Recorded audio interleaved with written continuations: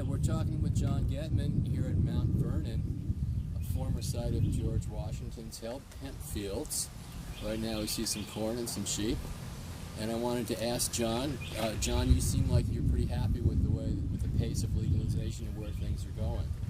Tell us about that, please. Well, it's not ideal. Ideal would be that Congress recognizes public support for marijuana's legalization and they would pass some kind of national regulatory system, and we would be regulating marijuana the way we would regulate alcohol or tobacco, or perhaps having learned from those experiences.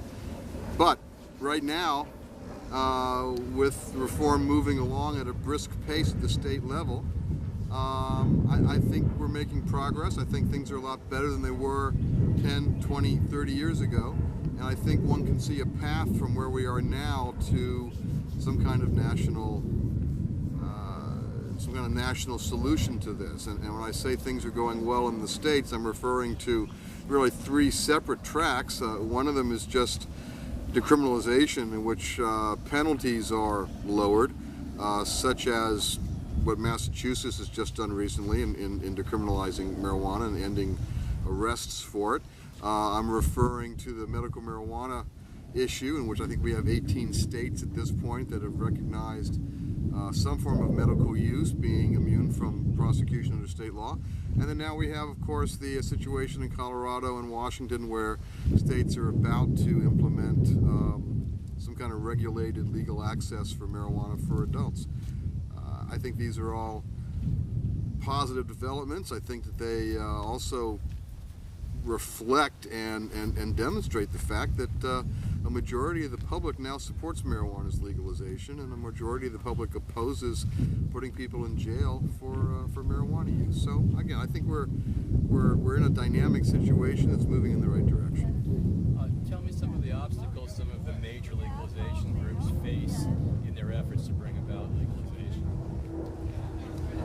Well, for one thing, working at the state level,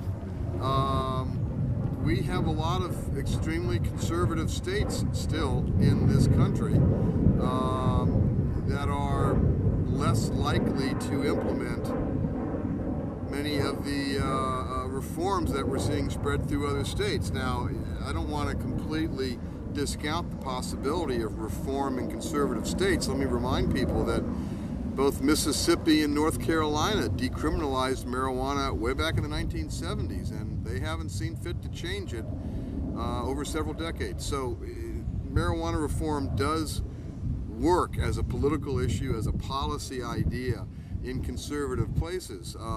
Texas got very close to decriminalizing marijuana a couple of years ago.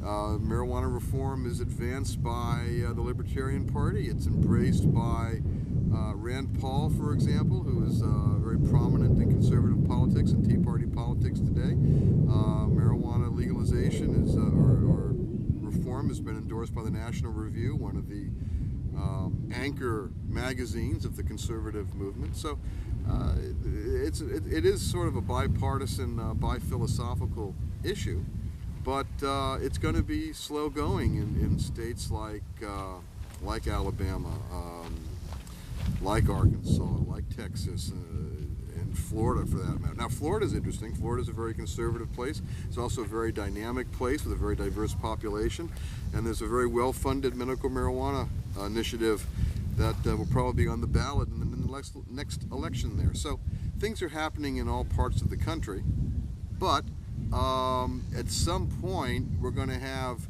marijuana legally available in many states, and it's going to be prohibited in others, and we're going to need some kind of national legislation to address this.